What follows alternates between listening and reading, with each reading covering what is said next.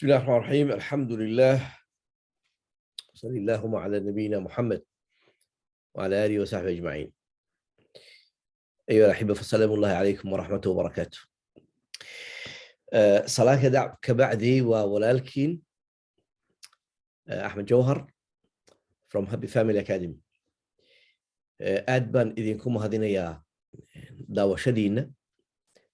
Waa Ilaahay mahadii subxaanahu wa tacaala mar hore iyo mar dambe in aan hawada ka kulanno, runtii annaga oo bal isleh wax kala faa'iidaysta haddii uu aabaydno.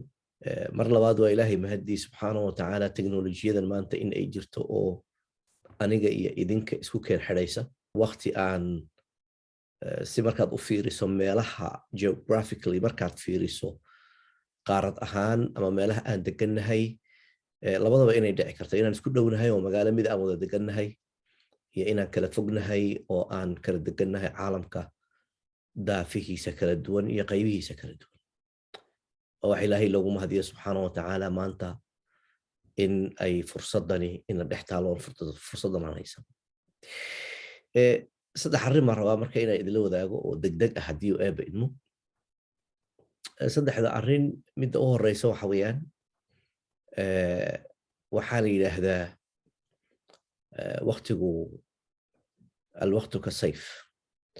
Waqtigu waa midi ku goynaya in lam taqdachu fahuwa qadacak. haddaad goyn weydo asaga ku goynaya.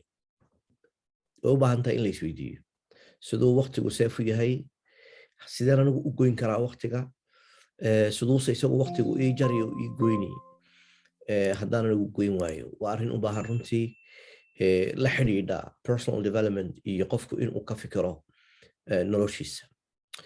Marka la noqday aakhira loo noqdo, Ilaahay subxaanahu wa tacaala dee laysa soo saaree maxsharkii la yimaado ee la murmo ee la yidhaahdo, markii su'aal la weydiiyo aadanuhu siday adduunyada u doodayaan ay u murmayaan, Ilaahay hortii inay isugu dayaan inay u murmaan ay u doodaan.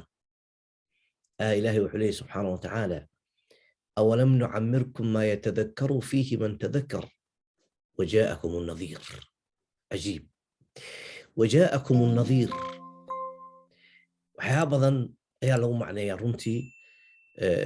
asalka waxaa weeye inaan rusul idiin soo dirnay, mid idiin diga la idiin soo diray. laakiin waxay ku daraan culummadu waxyaabo calaamaad sheegaya nadiir inuu yahay mid diga ah, ama mid ku baraarujinaya oo ku odhanaya waa dhowaatay, waqtigii uu soo dhow yahay, la soconayey, laga guurayay adduunyada, maxaad haysaa? bal iswarso. awalam nucammirkum maa yatadakkaru fiihi man tadakkar. maanan cumri idin siinin midkiin fikiraya uu ku fikiri karo imise cumriga imise waqti baa lagu soo siiyey. waqti aad ka faa'iidaysato inaad wax barato, inaad wax barto, inaad wax dhisto, inaad wax kobciso, inaad wax soo siyaadiso, inaad wax curiso, inaad wax keento adduunyada oo adduunyada wax kala tagto. oo iyaduna ay ku jirto waxa aad ka tegayso eed soo siyaadisay ee aad samaysay ummad ka faa'iida oo dabadaa ay ku noqoto sadaqa jaariya. yaa salaam. oo adigoo adduunyada ka tegay oo qabrigaaga dhex jiifa ay kuu timaado ajarka uu kuu socdo. yaa salaam. qof baa adduunyadii ku hadhay, isticmaalayo adeegsanaya wixii adigu u bilowday bili aadanka kaa dambeeyey. ilaahay raxmadiisa iyo naxariistiisa subxaanahu wa tacaala wuxuu kaaga dhigay marka inaad inuu kuu socdo ajar. qof kaste oo isticmaala waxaas waxaad ka helaysaa waa maxay? sheer. waxaad ku leedahay, waxbaad ka qaadanaysaa. ka waran qofka maanta waqtigaa haysta ee wax abuuri kara, ee wax alufi kara, ee wax samayn kara, laakiin majlis fadhiya, waxbaan soo siyaadinaynin, muran ku jira, halkaa uu kaga kacayo aan waxba maaragtay uga dambaynin, waqtigii sidaa uu kaga dhammaado ilaa uu soo gaadho da'da la yidhaahdo waa da'da maaragtay howlgabeenka ee lagu fadhiisto, 60 iyo wixii ka dambeeya, 70 iyo wixii ka dambeeya. taa macnaheedu kama dhigna qofku 60 hadduu gaadhay inuu waxba alufi karin. maya, dad badan baa jiro oo waqtigaa ku bilaabay inay jaamacada galaan. inagu waqtigaa quus baaban dhignaay inay jaamacada galaan. oday Japaaniisa la sheegayay oo 70 markuu gaaray buu jaamacad bilaabay. maya waxbarasho dhan uu bilaabay. 92 markuu marayay ayaa waxaa la yidhi wuxuu qalan jebiyey PhD-dii u qaatay.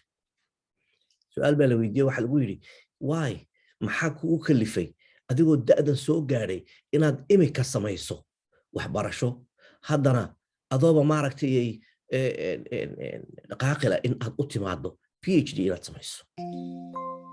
wuxuu ku jawaabay ninkaasina cajiib buu ahaa.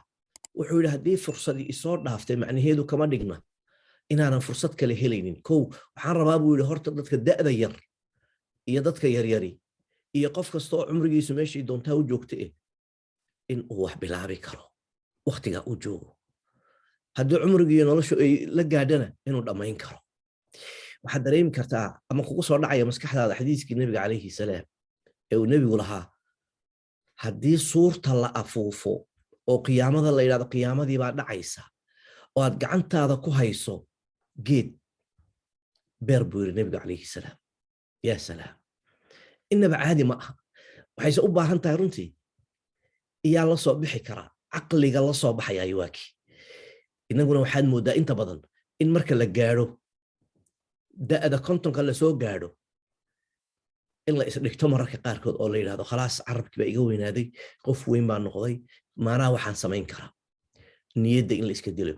maxaa yeelay inta badan niyad dhiska iyo qofka caqligiisa kobcinteeda iyo dhiirigelinta iyo tusidda qofkani waxaan uu ku hamuunaya in uu samayn karo ayaad moodaa inay aad inoogu yartahay. maayo inaguma badna. canaanta iyo dariirta inagu badan, laakiin dhiirigelinta iyo hore u socodka inaguma badna inta badan. qodobkaa waqtigu wuu ballaaran yahay oo wuu badan yahay, laakiin waxaan ku soo koobayaa runtii inaad bal isfiiriso meesha aad maraysa hadda, da'da aad hadda ku jirto, imisaa kuu dhiman, imisaad is leedahay waad gaadhi kartaa, waad samayn kartaa.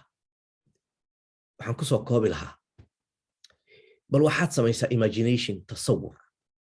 waxaad sawirataa meesha aad ku haminayso adiga oo gaadhay. waxaad rabtaa maanta in aad noqoto inaad qalin jabiso jaamacad. sawiro ayaa lagu leeyahay si maskaxdaada lagu caawiyo in aad gaadhi karta meeshaas. waxaa lagu yidhi maanta waxaad joogtaa aakhirkii 2021 December, ama waxaa soo galaya sanad cusub. ka soo qaad inaad ku guulaysatay shahaadadii u horreysay, inaad ku guulaysatay shahaadadii labaad, inaad ku guulaysatay midii saddexaad oo maaragtay darajadii u sarreysay PhD-ga. dabcan way jiraan kuwa kasii sarreeya, laakiin PhD-ga la yidhahdaa waa meelaha ugu sarreeya. maxaad dareemi lahayd ama maxaad dareemaysaa? sidaasi la eg project waad ku jirtaa, wax abuur, waxbaad alufaysaa. waxaan aad u dhiirigelinayaa dhalinyarada geeska Afrika ka soo jeeda ee maskax curinta leh, ee wax soo saarka leh, ee u baahan in la dhiirigeliyo. inta hantiilayda, inta madaxda, inta aqoon-yahanka, waxaan jeclaan lahaa in ay gacan qabtaan dhalinyaradaas. qodobkaasi xaqiiqatan waa qodob aan isleeyahay aad buu muhiim u yahay. tasawurkaana maskaxdaada gasho adigoo guulaystay, adigoo hogaamiye ah, adigoo wax soo saaray, adigoo ummadaadii u horkacay xagga horumarka. labadaba faa'iido way leedahay. adigana faa'iiday ku tahay, ummadaadiina faa'iido u tahay. sidaas la eg adduunyada aad joogtana faa'iidaad adigu ku leedahay oo aad ka helaysaa. inta kula joogta adduunyadana way ku intifaacsanaysaa oo way ka faa'iidaysaa. waxa halkaa kuma eka, horaan usoo sheegnay, aakhiro markaad aadana ilaahay subxaanahu wa tacaala wanaag ayuu kaa siinayaa. waxaan aad u jeclaan lahaa marka inaad la socotaan hadduu la yidhaahdo xalaqada ku xigta 2 qodob baa inoo dhiman. qodobka 2 iyo qodobka 3 ayaanu ka hadli doonaa, bal si noloshan aan hore ugu dhaqaaqnay insha allahu tacaala. aad baad u mahadsantihiin. waa idin salaamaya, waa idin jecelahay. asalaamu calaykum waraxmatullaahi wabarakaatu. Ha iloobin inaad subscribe dhahdo isla markaana gambaleelka taabato si aad u hesho waxa aan soo dhigno maalin walba insha allah. asalaamu calaykum waraxmatullaahi wabarakaatu. fi amaan illah.